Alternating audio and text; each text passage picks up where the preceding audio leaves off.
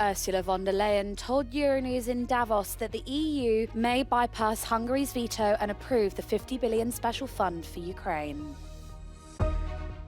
UN aid agencies plea for entry into Gaza, where they say pockets of famine already exist. Russian missiles targeted the Ukrainian regions of Kharkiv, Odessa and Kherson in the past 24 hours, damaging residential infrastructure and injuring 23 people.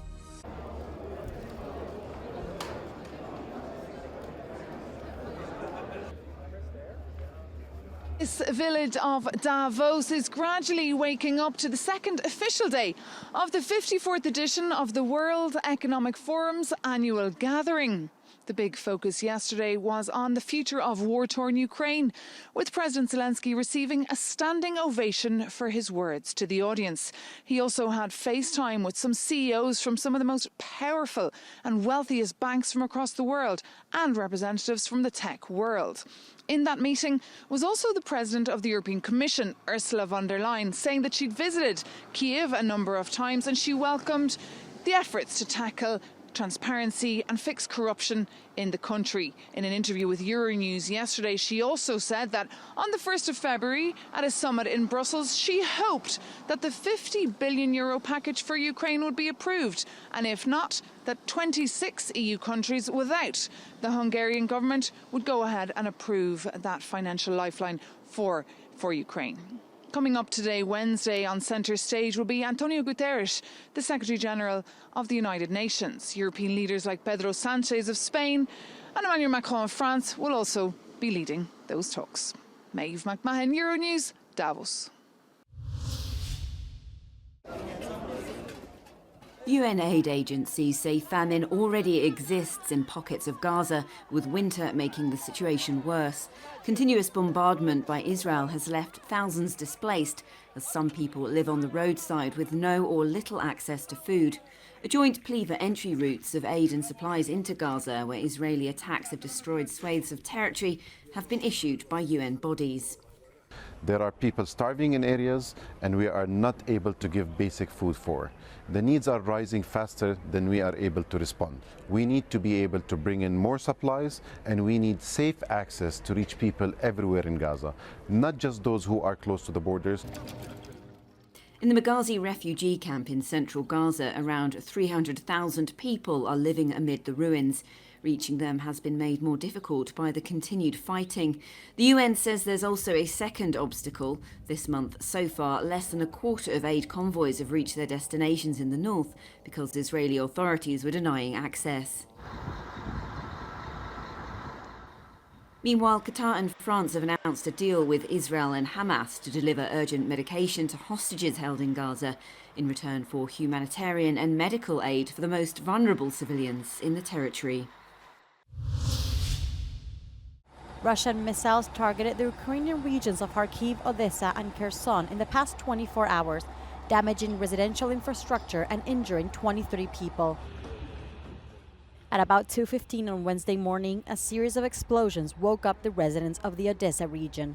The Ukrainian Air Force shut down 19 out of the 20 Shahed drones launched by Moscow overnight. Yet a residential building was damaged, leaving 3 wounded.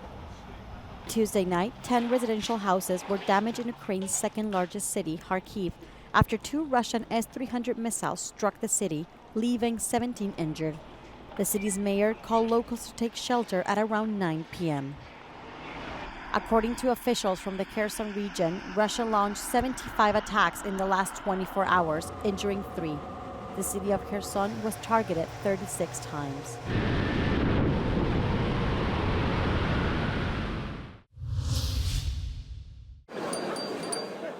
Thousands of opposition supporters in Belgrade renewed their call for last year's local and general elections to be overturned. The populist ruling Serbian Progressive Party claimed victory back in December, but opposition leaders accused the SNS of benefiting from media bias, the improper influence of President Alexander Vučić, and vote buying.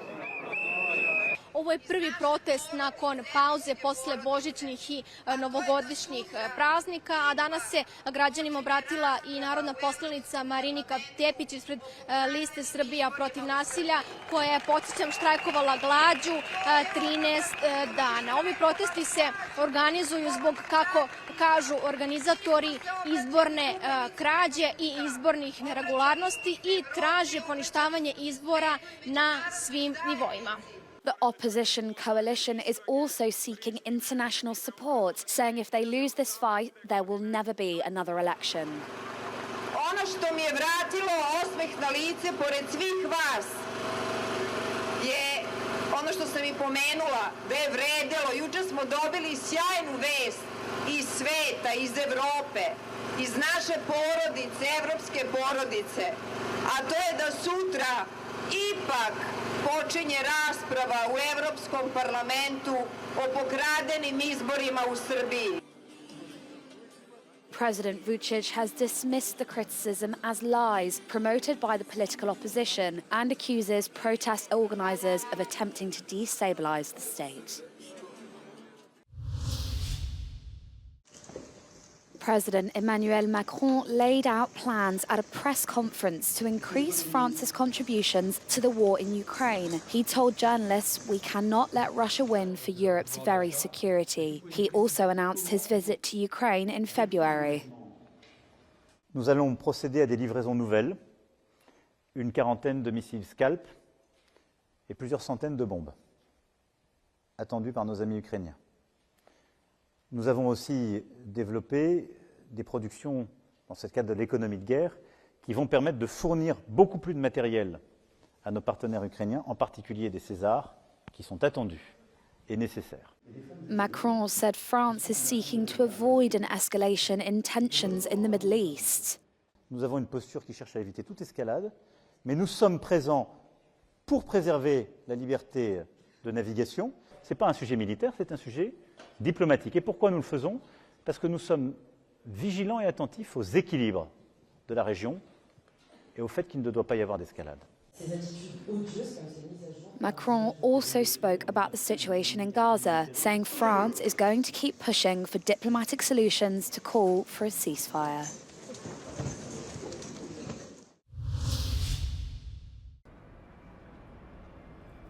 Only a few weeks ago, docks at the port of Trieste in the northeast of Italy weren't as busy as they are today. It's one of the main international hubs for trade in the Mediterranean region that has been hit by the impact of the attacks by Houthi forces in the Red Sea.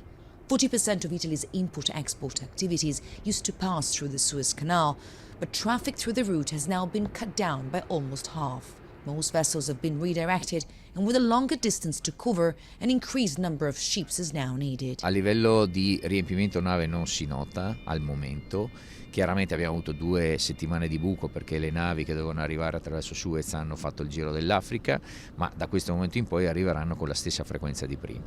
Adesso sta al mercato, sta al cliente capire se preferisce, che cliente ungherese, non so, che oggi riceve, noi abbiamo 8 treni al giorno con Budapest. Ecco, domani mattina l'impresa di Budapest decide di passare ancora da Trieste o da Amburgo. Authorities here fear that Trieste and this corner of the Mediterranean could be partly cut off from global trade. Questo è un porto che negli ultimi anni ha conquistato mercato nei confronti dei porti del nord Europa, chiaramente perché siamo di fronte al canale di Suez e quindi un po' alla volta il mercato e gli operatori hanno capito che passare di qui è la strada più breve per arrivare dall'Asia verso l'Europa e viceversa. The National Association of Maritime Businesses was the first one to raise the alarm. Adesso c'è una grande presa di coscienza da parte della politica, da parte del governo, da parte delle istituzioni tutti, diciamo dallo Stato italiano, perché questo è un qualcosa che riguarda la sicurezza dello Stato italiano. I porti sono l'asset più strategico che ha la nostra nazione. The US and the UK have launched dozens of attacks across Yemen against Houthi forces in retaliation for targeting ships in the Red Sea. But according to analysts, the Iran-backed group isn't likely to back down. And if the attacks continue, this could bring wider regional escalation and more permanent disruptions to global trade. Giorgio Orlandi for Euronews in Trieste. Over 2 million That's how many signatures Russian President Vladimir Putin's campaign office says he's gathered in support of his candidacy in the March presidential election. As Putin has put his name forward as an independent candidate, he's required by Russian law to have at least 300,000 registered supporters from 40 regions or more in order to get on the ballot.